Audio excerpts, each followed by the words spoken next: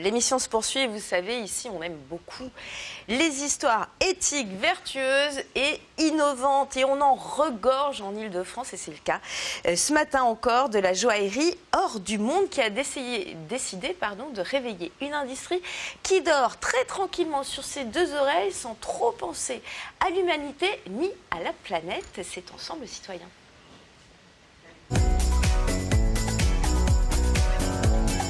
Ça y est, la bienvenue Margot Pavan, on est ravis de vous accueillir. Vous êtes la fondatrice en famille, parce que c'est important aussi, de la bijouterie hors du monde, coup de cœur Île-de-France du concours Stars et Métiers organisé par la Chambre des métiers et de l'artisanat. Ça c'est pour l'intitulé bien officiel, qui distingue donc l'excellence et l'innovation artisanale française. Être un coup de cœur, d'abord, est-ce que ça met du baume au cœur ?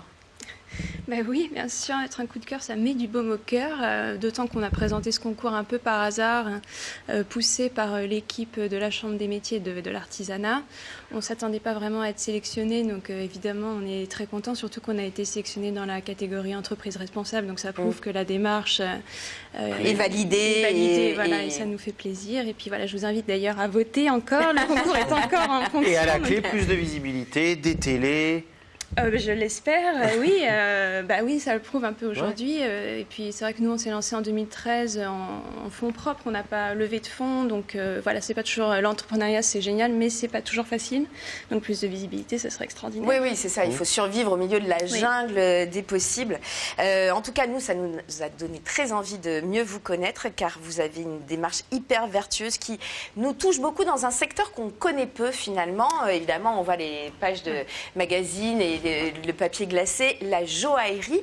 Et c'est une industrie qui, en fait, ne s'est pas encore révolutionnée et qui est assez polluante, en réalité. Oui, et c'est vrai qu'on a ces images, en effet, de transparence très belles, très pures, et on oublie que derrière ça, il y a en fait des femmes et des hommes qui travaillent à la mine, partout dans le monde.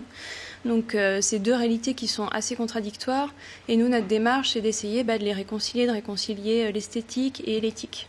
Et alors, en chiffres, c'est assez effarant. Il y a un petit clip que vous nous avez fourni, qu'on vous diffuse maintenant.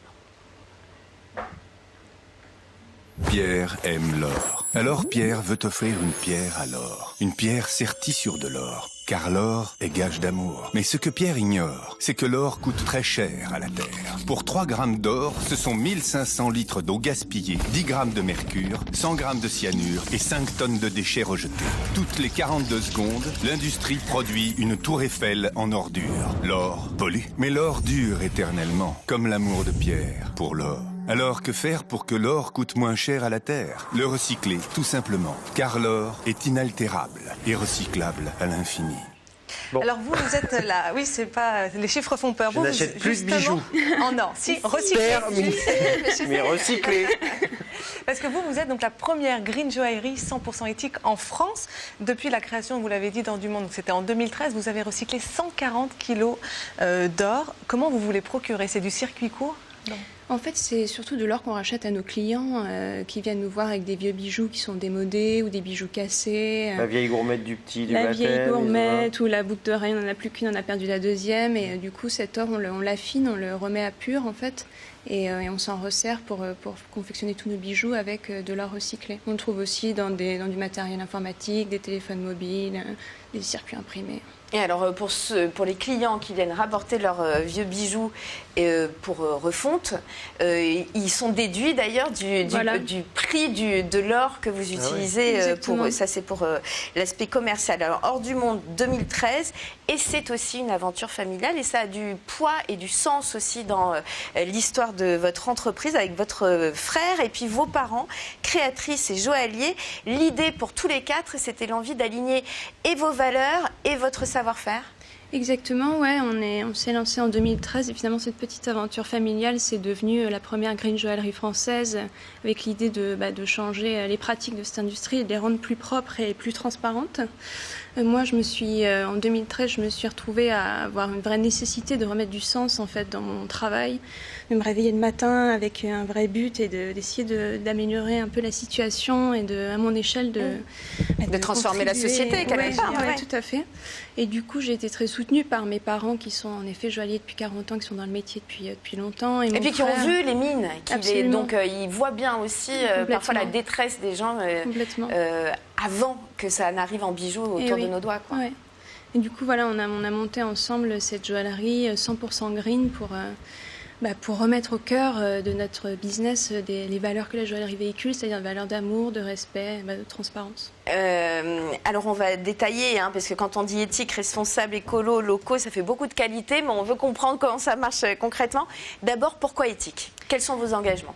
D'abord éthique parce que ça me semblait aberrant aujourd'hui de Et concrètement, lancer, en quoi ça se matérialise avec Hors du Monde?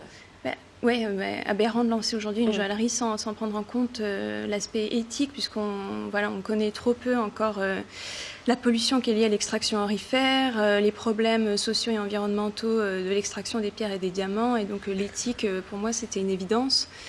Comme disait Einstein, je crois, la folie, c'est de continuer à faire la même chose en espérant un résultat différent, et c'est un peu ça. Donc ça veut dire que vous engagez comment, que vos salariés, vous vous engagez à bien payer, à n'être qu'avec certaines entreprises Oui, on cherche des partenaires qui partagent nos valeurs, à la fois dans les mines et aussi d'un point de vue d'or recyclé. Voilà, on travaille qu'avec de l'or recyclé. Avec un réseau avec un réseau, donc voilà, on a complètement banni l'or nouvellement extrait.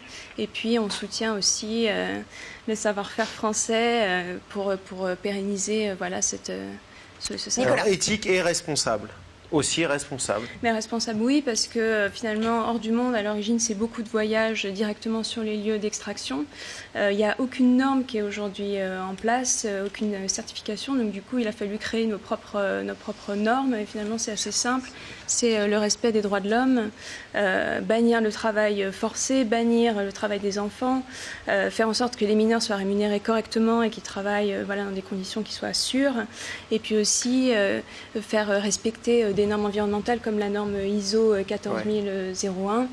Et puis peut-être aller aussi convaincre à un moment les autres joailliers de prendre exemple sur vous. Oui, parce que si vous êtes pas les trop, seuls... parce qu'il faudrait quand même d'abord qu'il... Non, mais dans une certaine mesure, il y a un effet ça boule fasse de des neige petits... de toute façon qui est en train de se une produire. prise de conscience générale. Mais il y aurait aujourd'hui assez d'or déjà en circulation pour arrêter d'en extraire? En fait, l'or, on peut le recycler à l'infini sans jamais le dégrader. Donc oui, on pourrait complètement ne travailler qu'avec de l'or recyclé. D'ailleurs, ça me paraît tout à fait aberrant qu'aujourd'hui ce ne soit pas le cas et qu'on continue à extraire. D'autant qu'on va arriver à cette situation bientôt, puisque bientôt il n'y aura plus d'or à extraire. Donc on sera bien obligé ça va faire monter les prix, ça, de le recycler. Alors malheureusement, le temps nous manque un peu. Deux dernières questions rapidement. Qui vient chez vous? Est-ce que ce sont des clients particuliers? Est-ce qu'ils viennent chercher aussi la valeur ajoutée éthique à la valeur du bijou? Oui, et en même temps, ce sont des clients, je dirais, concernés, parce qu'en fait, on est tous aujourd'hui en quête d'une consommation un peu différente, un peu plus responsable. D'autant que quand on vient en joaillerie, c'est souvent pour acheter une bague de fiançailles, pour acheter un bijou de mariage. Donc c'est des bijoux qui ont vraiment du sens, qu'on va porter tous les jours, qu'on va porter toute sa vie. Et du coup, on n'a pas envie de se demander le matin comment il a été extrait. Les valeurs sont très compatibles en fait. Oui, et puis donc c'est vraiment l'occasion de se poser les bonnes questions. Dernière question, est-ce que c'est plus cher chez vous? Étonnamment, et pour faire court, c'est pas plus cher chez nous, et même à qualité égale, ce serait même moins cher. C'est assez compliqué de comparer les prix des bijoux parce qu'il y a plein de facteurs. Mais voilà, le fait de bypasser comme ça des intermédiaires, ça nous permet de proposer des prix qui sont très compétitifs et démocratiques. Et en plus, fait par des artisans hautement qualifiés dans la plus pure tradition de la joaillerie française et parisienne. Et c'est avec Hors du Monde, vous êtes dans le 2e arrondissement de Paris, près de voilà, du métro Bourse. Les bijoux, Nicolas, évidemment, il y en a partout. J'avais une citation qu'on a trouvée hier avec Julie avant. Ouais. Le silence est le plus beau bijou d'une femme, mais elle le porte rarement. Ok. Tu sors, bien. Mais avant, tu vas faire ton quiz. Ouais, non, c'est pas un petit quiz. En fait, on a regardé s'il y avait des expressions avec des bijoux. Il n'y en a pas tant que ça. J'en ai retrouvé quelques-unes. À vous de les retrouver. On en parle pour désigner le meilleur, les pépites, le meilleur du web, par exemple, ou du bac, du net aussi. Un best-of, en quelque sorte. Ce sont les perles. Les perles. Les perles du bac. Jouer, en fait. On est dans les perles On se réveille. Vous ne voulez pas jouer? Les perles du bac, les perles du web. Demander à l'autre de s'engager, le demander en mariage, lui montrer son amour, lui passer. La bague au doigt. Et voilà. Bien, ça y est, elle est dedans, Margot. Ça y est, allez, c'est parti. Il n'y a pas de buzzer, mais c'est pareil. Perdre du temps à cause de stupidité, c'est flâner, rêver, Je sais pas. Mais si, enfiler des perles. Ok. Le Ouais, fait j'aurais fait d'enfiler des perles était une activité très fréquente qui servait à occuper les enfants et indirectement les femmes, les hommes percevaient cette activité à l'époque comme une perte de temps. Et on dit arrête d'enfiler les perles. Voilà.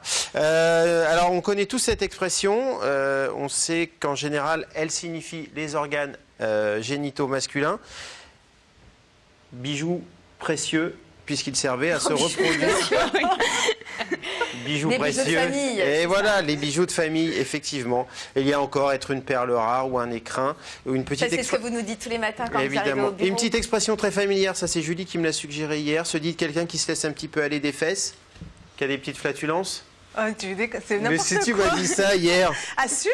Lâcher une petite perle. Ok. Ça donc, existe tout aussi. Est beaucoup autour de la perle. C'est formidable, on est vraiment navrés. Elles m'ont obligé. Pour tout l'or du monde. Je fais jamais ça d'habitude. Pour tout l'or du monde. C'était le quiz de Nicolas. C'est pas un quiz, c'est de l'info. C'est de l'info. Merci beaucoup. Et merci beaucoup à vous, Margot Pavan. Allez vous renseigner, notamment sur le site internet d'Or du Monde. Et puis, moi, je suis sûre que vous allez faire des petits. Et en effet, la petite goutte d'or va se transformer en grand océan. On va repartir, quant à nous,